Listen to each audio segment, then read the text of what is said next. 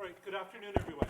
Welcome to this concluding press briefing for the 81st IATA Annual General Meeting and World Air Transport Summit. Thanks for joining us for this concluding briefing. You've all heard lots of comments, lots of speeches over these last couple of days, so we'll have no introductory remarks other than taking some questions. My name is Tony Consul. I'll be moderating the session along with Pieter Elbers, who's the CEO of IndiGo Airlines, our host for this event, and also the chairman of our board of directors for the last year, as well as Willie Walsh, the Director General of IATA. So same drill as yesterday. If you have a question, please raise your hand. When recognized, if you can let us know your name and affiliation, that would be fantastic. The shorter the questions, the more questions we'll have time for. So if I can ask you to be short in the questions and keep them at kind of the industry level, that would be fantastic. Who wants to ask the first question? Take one in the front row. Thank you. Neelam Matthews. What work has been left over from last year, Pieter, that you will take on, and what will be your priority this year? Thank you. I assume that refers to the work as the chair of the IATA Board of Governors? Thank you. Well, I think it was mentioned yesterday in the AGM that IATA was founded many years ago. The fact that we have the 81st AGM here speaks to that. And what we have undertaken last year is a significant review of some of the governance and internal procedures and processes. I think that was much needed. The board felt it was much needed. And I think in Willie's speech yesterday, he alluded to some of them, and you saw a few of the resolutions which were out there yesterday were exactly geared to that. And I think that work under the leadership now of Luis Colegio will continue to be done. There's still some procedural around conferences and elements which are out there still to be done. I think IATA has done an excellent job in some of the alignment on safety, the financial processes, the advocacy part, but clearly the world has changed, and it's good for IATA to move on with that change, and of course it's Willie and the team who are actually doing that work, and the role of the Board of Governors is to oversee that on the other hand side and try to give some guidance and inputs on the other hand side, and that's what we have been doing. And I would say we've covered 70% and another 30% to be done. And I think the structure of IATA, and that's why it works quite well. I've been the chair of the board for the past year, and Luis Colegio has been the vice chair. So he doesn't kind of start new. He continues on what we collectively have been doing, and we'll take that up basically as from yesterday afternoon when I handed over the baton to him. Okay, thank you. Maybe we'll take another question in the front. Mark? Yeah, thank you, Tony. Mark Pilling from Arabian Aerospace Aviation Week.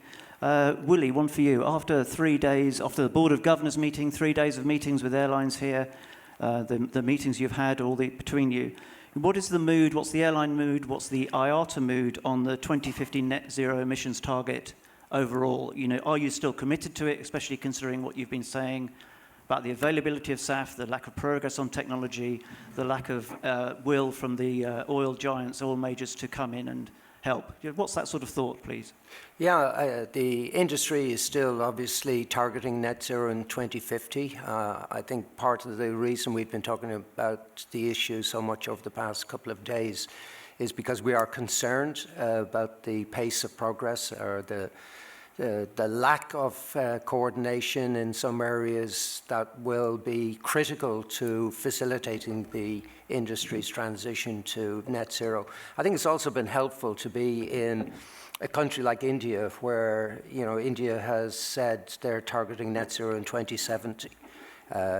China had said net zero in 2060, and maybe some of the countries and indeed some individual companies who were pushing to try and achieve net zero earlier than that, not just 2050, but some earlier than 2050, are now recognizing the massive scale of the challenge ahead of us. So everybody in the industry recognizes that we have to play our part in addressing the environmental impact. I think all of the panel discussions, both yesterday and today, were acknowledging that this is not something we can ignore. But I think there is great concern that we're not making sufficient progress, not as airlines, but as the value chain that needs to support the airlines transitioning to net zero in 2050. And that's the reason we're calling it out. We clearly want to see more coordinated action on the part of government. I think we're not being helped by countries and regions with mandates without accompanying incentives to stimulate production. I think we've been able to demonstrate that mandates have really not done anything to promote the additional production of sustainable aviation fuels, but have merely added additional costs with no environmental benefit. And that's a great concern to all of the CEOs in the airline. I think we're also concerned that a number of the key players who have said nice words about net zero in 2050 aren't matching those words with actions. And we've made clear from the very beginning that the airline industry will not be able to achieve net zero in 2050 unless everybody in the wider value chain supports the industry in doing that. So I think today it's, I've used the word sounding the alarm. I think it is a wake-up call. We still have time to get there, but we do need to see more action on the part of all of the partners in the value chain to make sure that the industry can get there. Sorry? No, there's been no discussion about changing the date or delaying it. No, no. Okay, maybe we can have, raise your hand to be recognized. There was a question in the back first, and then we'll come around to you. Yeah. Thank you. Tanguy Kemener with Agence France Presse based in Paris. Mr. Walsh, could you give us more color about the industry's mood when it comes to travel to the US this summer? We've heard, soothing words from some airlines. On the other hand, the World Travel and Tourism Council has been a bit more bearish. Where's the truth, and do you have any light to shed on the forward bookings, please? Well, I always believe that the truth is in the data, and therefore we spend a lot of time analyzing the data rather than just reading the headline or some of the stories that are out there. What the data tells us to date is that if I look at traffic between Europe and North America, obviously a very important international route, it's still trading ahead of where we were last year. We had seen a shortfall in March. It was 1% down in March, but in April it was 2.4% from memory ahead of where we were in April last year. So first quarter was positive versus last year. Second quarter has started positive versus last year. And if I look at the data we have, which we don't share publicly, but we have a lot of data within IATA on forward booking profiles. Again, that looks for Europe to North America, for me as a former airline CEO, it looks fine. It's slightly soft in the fourth quarter, but the fourth quarter is tiny volumes of bookings. And I think that point was made yesterday. The booking window has narrowed significantly. So trying to predict what's going to happen for the rest of the year based on the data that we have for the fourth quarter is impossible. But I suspect when we do look back on 2025, we'll see that transatlantic traffic, Europe to North America, has been slightly better than 2024 based on the trends that we're seeing at the moment. And I know talking to a lot of airline CEOs, they've talked about some softening in the bookings, but nobody is showing any great concern at the moment. And I think, as we've seen previously, where there may be some consumer reluctance, that can always be addressed through price stimulation. And that's been what we've seen historically. And I think some airline CEOs have indicated that that's something that they still have available to them if they want to use it, to start looking at some potential price stimulation to increase demand on the transatlantic. But based on the data that we have, first quarter was positive versus last year. Second quarter has started positive versus last year. And the outlook based on the data that we have remains, I would say, remains positive for 2025. Okay, we'll come to you in the front row.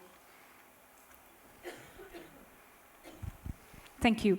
I have two questions. One is just a follow-up question on what my colleague here asked to Willie. If in the last 2 days you've had the opportunity to speak with the Indian government on this 2070 target that they have set, any kind of dialogue with them. Second question is for Pieter. Lovely to get your insights, if you could share on overall reflections of how the AGM has gone by.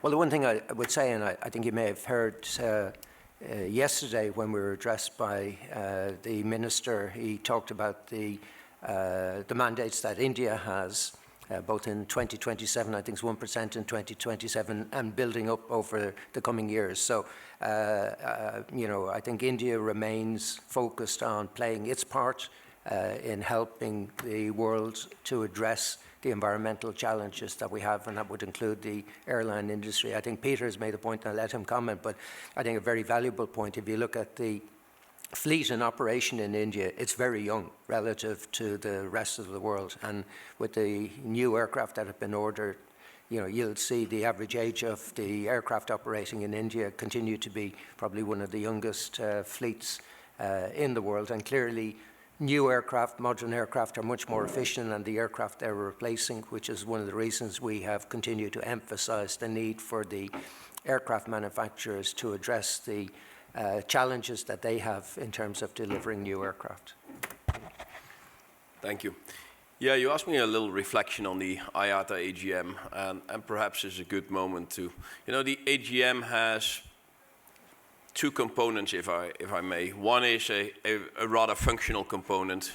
I mean, IATA has its annual AGM, and you have to go through that procedure, which we did yesterday morning, and I think that went off very well. And it's a unique opportunity, actually, where the entire aviation community from all over the world is connecting and for the lack of a better word, speed dates all its meetings around.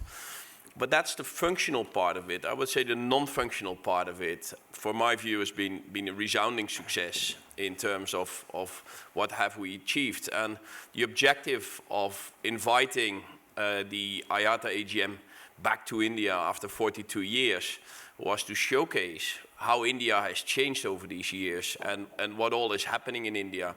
And if I reflect on what we have been able to showcase, we had a vibrant evening where we could showcase Indian culture, Indian food, Indian dynamics. We have been able to demonstrate that the Indian airlines, not only IndiGo, but also Air India and others, are making big steps forward in terms of growth and in terms of global aspirations.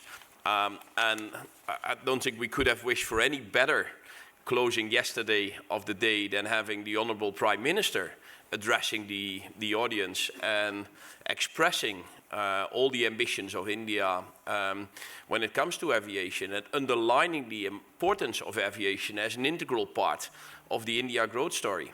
And be it the number of airports, be it leases, be it MRO facilities, be it all the different steps, were all highlighted, I would say, in a very comprehensive but yet very energizing and holistic presentation. So, and that opportunity to showcase to the rest of the world how India is moving forward and how aviation in India, not only in India itself, but also integrated with the rest of the world, presented again by the Honourable Prime Minister himself, that was an incredible moment of pride and prideness for all of us, but also, I would say, a good way to close yesterday's meeting at the AGM itself. So all in all, we're extremely satisfied, and we could not have wished for a better AGM from that side for India, and we brought it back after 42 years, and I think we've done it in the appropriate way. Yeah, I think you can be very proud, Pieter. I think your team at IndiGo has done an absolutely outstanding job. I said it in my closing remarks to the panel, an outstanding job in making everybody feel welcome and in doing it with a big smile on their face and energy that probably we don't witness in most parts of the world. So I think a fantastic achievement. Thank you, Willie. Great. Next question. Maybe we'll take one here.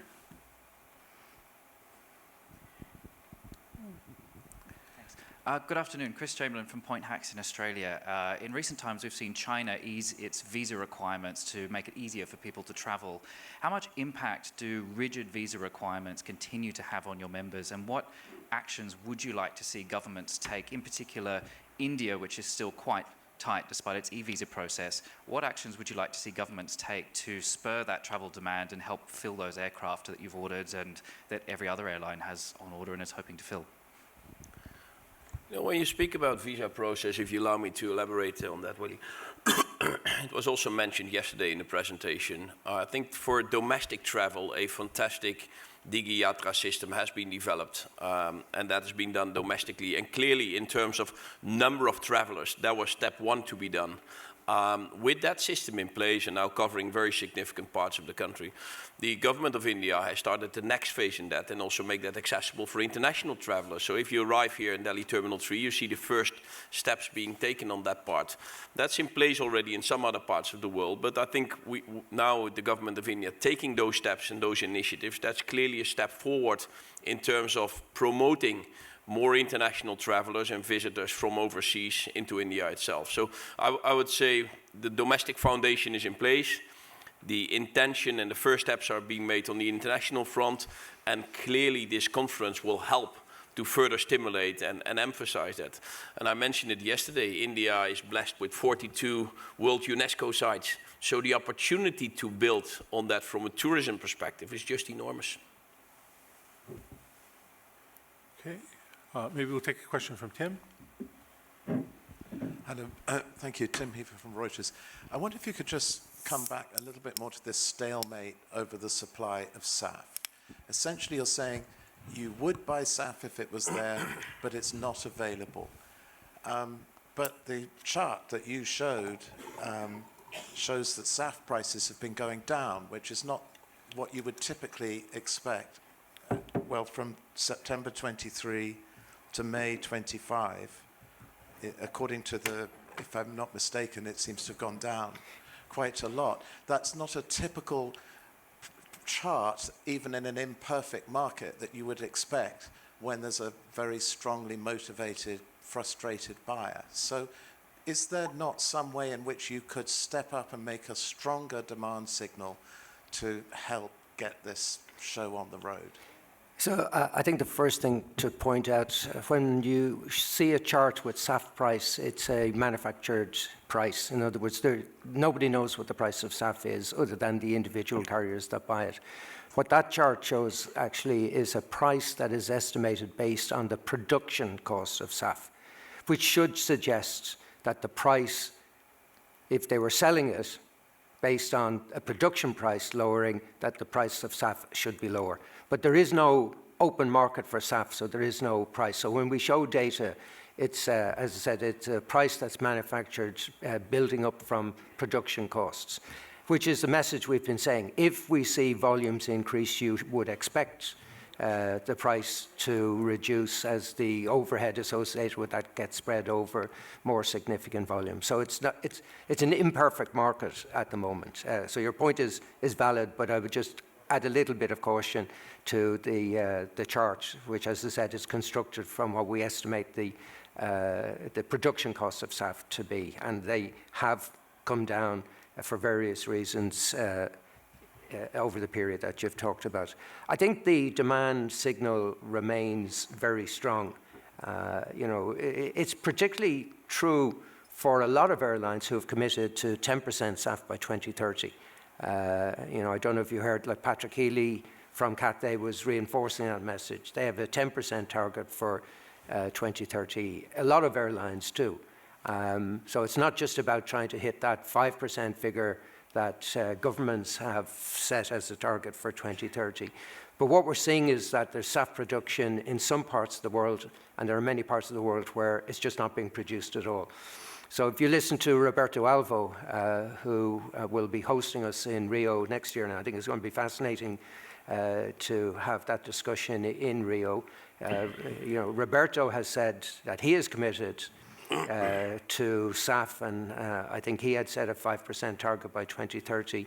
But he said, I'm only going to do it if it's available. And he says, unfortunately, there isn't a single drop of SAF being produced in Latin America, where you would expect it to be produced, given the history they have in terms of producing biofuels. And I think that's part of the message that we need to get across. And maybe it's a criticism that we should take upon ourselves, that by emphasizing this term, sustainable aviation fuel, I think some people have taken away from that this is something special for the aviation industry and we're looking for special treatment. It was pointed out in a couple of the presentations that what we're talking about is a sustainable fuel that will be used for aviation, but will also be used in other forms of transport and other industries. And this is not just about helping the transition for the airline industry. It's actually part of the overall transition to net zero. And I think that is something that maybe we need to emphasize further as we go into the next couple of years of this debate. But I would argue that airlines have sent very strong signals. It's frustrating for many airline CEOs who have these self-designed targets that they're struggling to see where they can get it, and they're going right around the world. And Peter made this point yesterday, they're going right around the world to buy SAF so as they can meet the targets that they've set themselves. Now, fortunately, most of those airlines have global networks where they can use it in the point where it's being produced. But as Peter said yesterday, it would be absolutely crazy to meet your target by buying sustainable fuel on the other side of the world and then having to ship it to use it here. Like that doesn't achieve anything. So it's a complex situation, but the simple message from the airline industry is the industry is committed, the industry wants to play its part, the industry wants to see governments coordinate their policies so that there is an incentive and a stable network for more SAF production that the industry can use going forward. Okay, maybe we'll take a question here in the third row.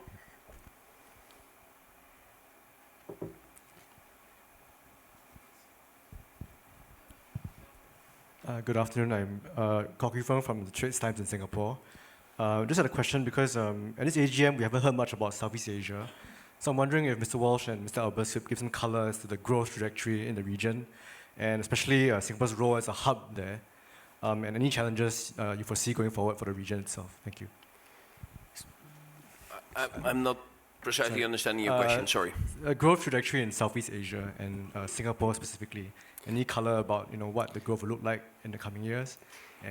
And, the recovery from COVID clearly was slower in Southeast Asia. I'm pleased to say it's now not just exceeded the position we were in 2019, but actually showing very strong rates of growth.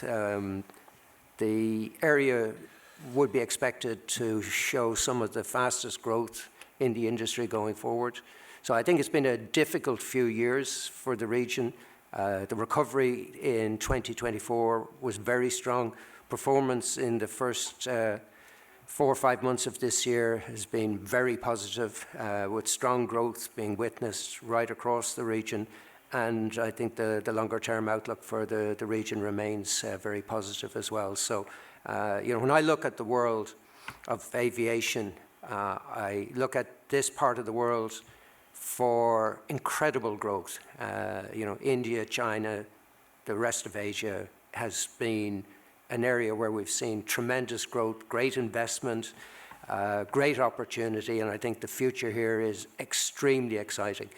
You look at places like Latin America, the industry going through restructuring, but still evidence of strong demand for travel and a great opportunity once the issues of restructuring are behind them, and I think that's very close. You may have heard Adrian Newhouser talk about that yesterday. But then we look at markets like Europe and North America, more mature markets, more stable in terms of the growth outlook. Europe would be expected to grow faster than North America, and North America is probably going to be the slowest growth area, but that's mainly a reflection of the very mature market and the very large domestic market. And then we always point to Africa, where there's got to be massive opportunity in the future, but unfortunately a lot of challenges that will need to be overcome if Africa is to truly experience the potential that aviation will make for the economies there. But Southeast Asia, Asia in general, very positive outlook for the future. If I can build on that, I guess India is also functioning to some extent as a growth engine for that, because we see a lot of new traffic developing between India and Southeast Asia, to Thailand, to Malaysia, to Singapore. So that the growth in India is not only the domestic growth, that's also the regional growth. And I would guess traditionally we would look between India and the Middle East. Increasingly we see a lot of traffic, and we've added a lot of new flights between India and Southeast Asia, and in fact we see an enormous response in the market for that. From both sides, by the way, not only point of sale India, but also point of sale Southeast Asia. So just to build on what Willie said, it's not only Southeast Asia in itself, I would say it's also the connectivity which is generating new traffic and new opportunities. Okay, other questions? Yes, question up there. Yeah. Thank you. Bruno Trevedic, Les Echos, Paris. About Russia, there's still a big competitive disadvantage for European airlines when they want to fly to China. There are also many other aspects, safety issues and things like that. Have you seen any progress on any of those topics? How you hope that you might see some in the edge of the actual negotiation? So I think it's been very clear from the beginning of the war in Ukraine, from the Russian invasion, that the airspace will only reopen to everybody when peace is agreed in that region. And obviously that's something that I believe everybody would like to see, and would like to see as soon as possible. So while the war continues, I don't believe there's any possibility of seeing the full reopening of airspace over Russia, which will continue therefore to have an impact on flights between Europe and Asia. And I think most airlines have taken that into account and have taken network planning decisions that are not dependent on the airspace reopening.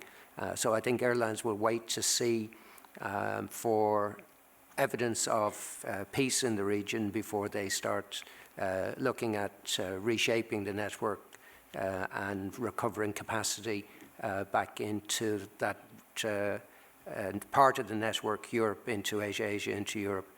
So I think there's still some time to go before we see a return to normality there. Okay, take a question here.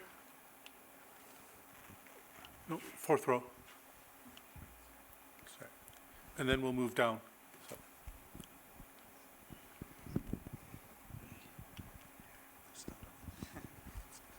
Yeah, Lewis Harper from Airline Business. We're obviously gathered in India with a backdrop of huge growth potential, government support. Next year we're heading to Brazil, where, fair to say, some airlines have struggled recently. I just wondered, Willie, if you could comment on what the backdrop is there and the challenges and opportunities in that market. Yeah, like Brazil is a very big domestic market, probably number 4 in the world. So obviously the biggest would be the US domestic market, and the Chinese domestic market, and the Indian domestic market, and Brazil is probably number 4 after India. If I look back, the Indian domestic market, based on the way we assess growth, revenue passenger kilometres, has been growing at about 11.2% compound since 2000. Fantastic, the rate of growth there. During the same period, the Brazilian domestic market has grown at 7.6% compound. So it is an important domestic market, and I think it's a growth market for the future.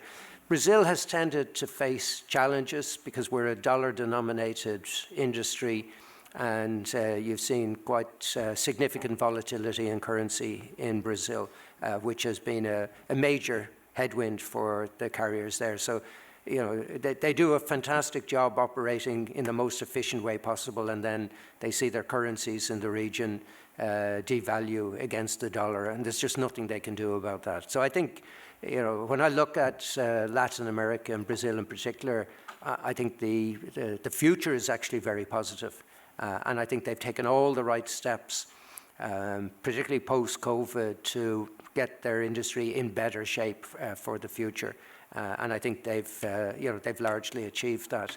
You know, I think when we're in Brazil next year, we'll be reflecting on a much more positive outlook for Brazil and for the general Latin America region. Okay, maybe we'll take a question in the second row. Hi, I'm Lalita from the New Indian Express. I would like to ask Mr. Willie, this SAF deadline and the Indian government, could you elaborate on that further? And also, Mr. Pieter, being the largest airline in India, what steps is IndiGo taking on the SAF front? So it's again in relation to SAF. Yeah. Yeah, I think we've highlighted that, you know, there's great opportunity in India for the production of SAF in the future. And again, I would stress it's not just for the airline industry, it's for any industry that will continue to use a liquid fuel source. And we see that that's going to be the case, you know, beyond 2050. So, you know, there are opportunities here. I think the thing that excites me about India is the coordinated approach to economic growth and development, where the government is looking at all aspects of the economy to see where they can take advantage of changing technology, changing behaviors to secure the future for India. And I think the country has done a wonderful job. I've been coming to India for probably 25 years now. You know, I witnessed the change firsthand. I think we're all experiencing, many actually for the first time, what India is like and what the culture and the attitude here is. So I've no doubt that the Indian government, again looking to this issue of energy independence, will see the production of sustainable fuels as an opportunity for the future. And I would expect them to fully exploit the opportunities that exist here. Yeah. I don't have too much to add other than the earlier things which I said already on that. But perhaps it's also good to make a bit of a differentiation between short-term and long-term. And as I said in the remarks yesterday, it doesn't make any sense for us to start shipping in SAF from outside the country to India and then to say, we're great, we're having a bit of SAF. That doesn't make any sense, right?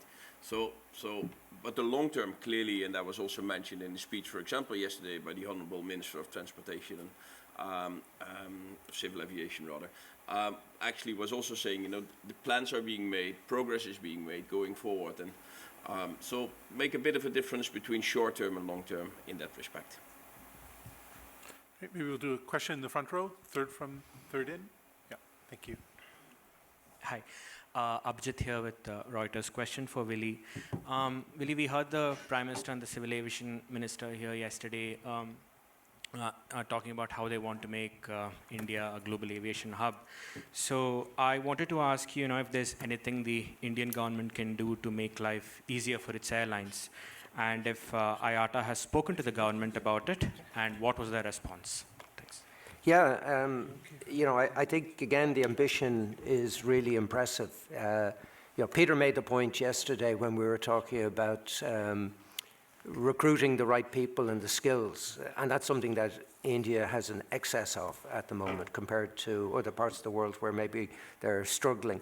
So when you look at the emphasis that the Minister placed on the maintenance, repair and overhaul, this is clearly a great opportunity for India. We don't have enough facilities today. One of the reasons why the value chain or supply chain problems have impacted so much on the industry from an engine point of view is there's such a long waiting list for airlines to get their engine into what we call the engine shop. I always think it's funny that we refer to it as a shop, but to get it into the shop for repair. And turn times for engines, which are very expensive assets, have increased significantly from what would typically have been about 90 days, 3 months to more than 9 months now. So you have this asset sitting on the ground because there aren't enough facilities available in other parts of the world. I think that's a huge opportunity for India. I think the airframe maintenance is a huge opportunity for India because you require labor and you require skills. And that's something that I know India is investing in. So I think the ambition to turn India into a major aviation hub, not just airline, but an aviation hub, I think is well-founded. And I think all of the opportunities that exist are going to be exciting. And it's great. And we have had this discussion with the Minister for Civil Aviation. He is very excited about it and very committed to it.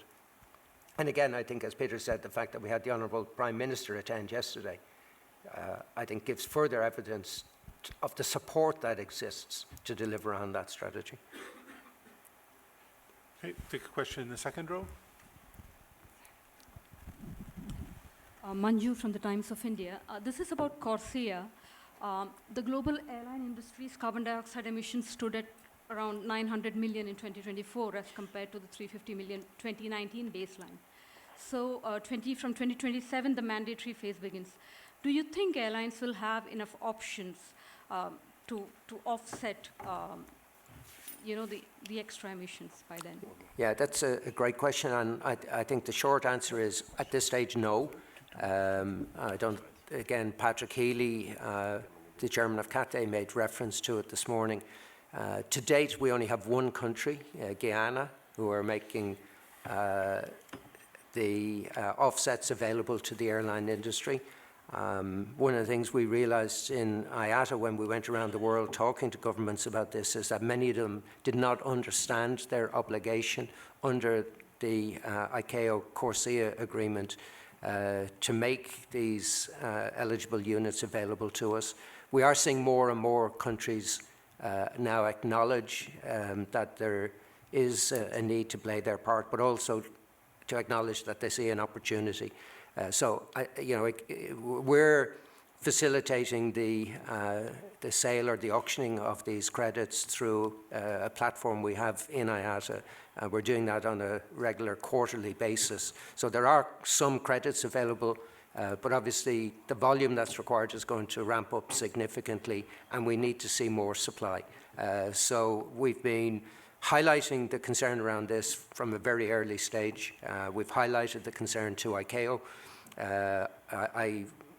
There's an event going on in Montreal at the moment, which unfortunately I couldn't attend because I'm here, but I recorded a video to be played at it where I'm highlighting the need for ICAO and governments to recognize their obligations under Corsia. So our obligation is to buy and redeem.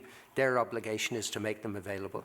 And we can't fulfill our obligation unless governments in the first place fulfill theirs. So if Corsia doesn't work the way I believe it should, it won't be because of a lack of action on the part of the airlines. It will be because of a lack of action on the part of governments who haven't made credits available.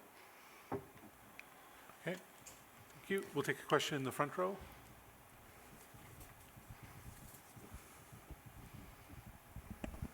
Hi, thanks for taking the question. I'm Steve Goldstein. I'm a reporter with Cirium. I want to change the subject to sustainable aviation fuel. It's a joke. So I think one thing we're missing, or we're not missing, just not mentioning, is that sustainable aviation fuel is still internal combustion. There's really minimal carbon emissions reductions. It's on the feedstock side, and that is debated by environmental groups and by scientists as a lot of debate about the actual savings. So hydrogen, fuel cell electric, what I'd like to know is, are airlines talking to startup developers who aren't Airbus, who aren't Boeing, talking to startup developers? Are they hearing any, are they having meetings with companies we haven't heard of who might revolutionize flight the way, for instance, So there are discussions, and I know of several companies who have had discussions with airlines, and many airlines who have been reaching out to identify whether there are other players. I think what we've got to do is be realistic. In the time frame to 2050, we do not see a technological change that will play a significant part in helping the abatement to net zero in 2050. Beyond 2050, probably beyond 2040, yes, I think there is possibilities. Hydrogen will play a part at some stage in the future. The reason we've emphasized sustainable aviation fuel is because it's a drop-in fuel and can be used with the existing infrastructure and used with the existing fleet that is in service. Hydrogen will require a separate and quite significant investment in infrastructure to be able to use it at airports around the world. It also requires, major change in the technology on the aircraft. But we do believe that hydrogen will play a part. The critical issue, of course, is the hydrogen needs to be green hydrogen. Volumes of green hydrogen available today are tiny. So there's a number of changes that would need to take place. Hence the reason we've emphasized the need for sustainable fuel, certainly in the period up to 2050 and beyond. We think sustainable fuel is going to play the biggest part, but clearly at some stage new technology, which may come and probably will come from outside of the existing OEMs, will play a part, but it's not going to be significant in the time frame, and that's why we haven't been emphasizing it. Okay, I think we have time for one last question. We've discussed SAF a lot, so if there are any issues other than that people would like to talk about, perhaps we'll give the last question to that. Great. Good morning, this is Sangeeta Saxena, Editor, Aviation and Defense Universe. Yesterday in one of the presentations, there was a very major point which said that the major challenge is severe delays in aircraft deliveries. Now, did this AGM create a platform between the leasing market and the airlines and motivate them to take leasing as an option if the OEMs were delaying the deliveries?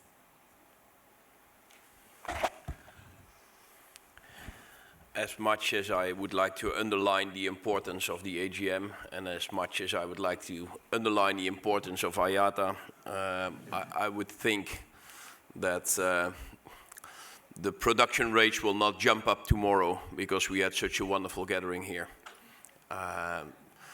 But has it been an opportunity to sit with each other, to discuss it with each other, to share some insights, get some different viewpoints? Absolutely yes. I think the complexity of many of these discussions is just larger, and without bringing it back to SAFs, even that discussion has a lot of different dimensions with it. So if you look to the challenges in the supply chain and production levels, if it were to be solved simple, it would have been done yesterday, right? Every OEM would like to deliver his products. Every OEM would like to, we only pay when we get the product.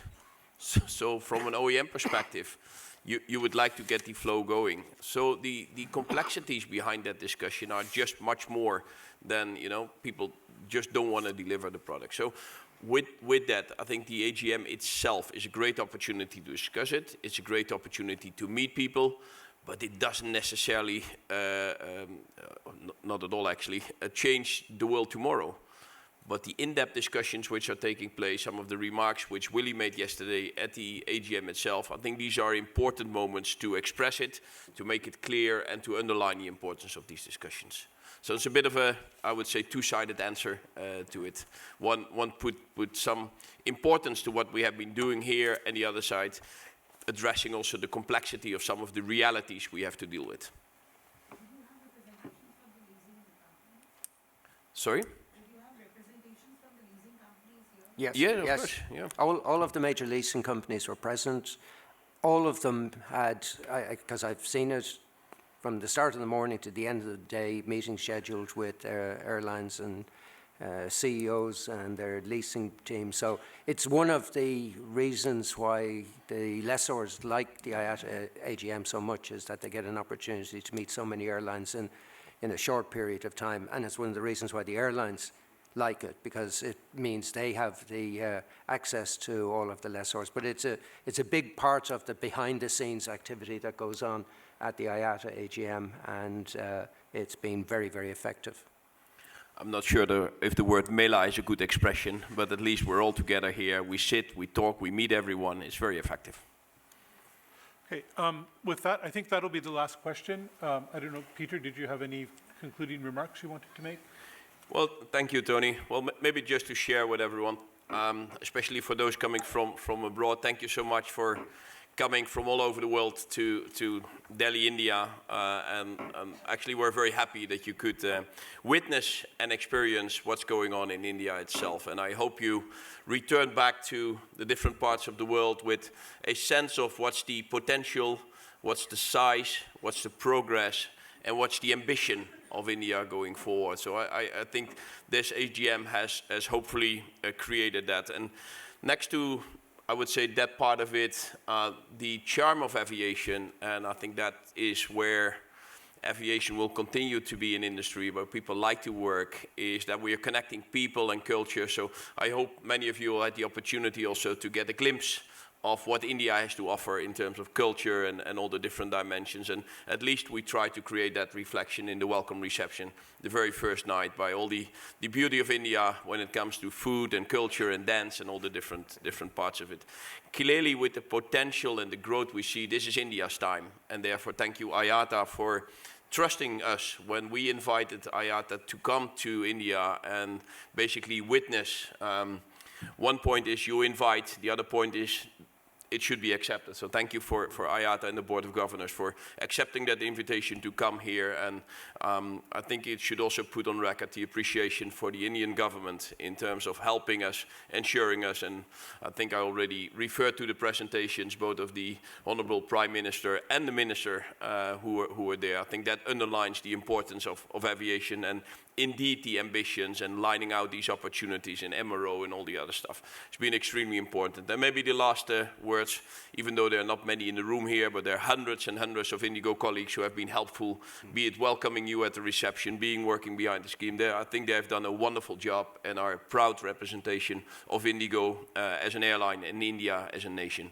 And for those who are here, I wish you a safe journey back to your countries. And please keep thinking on India and reflecting on what is going on here in India itself. And to the Indian media in the room, I'm sure I'll keep seeing you even sooner than the Western media. Thank you so much. Willie? Great. Then thank you, everyone.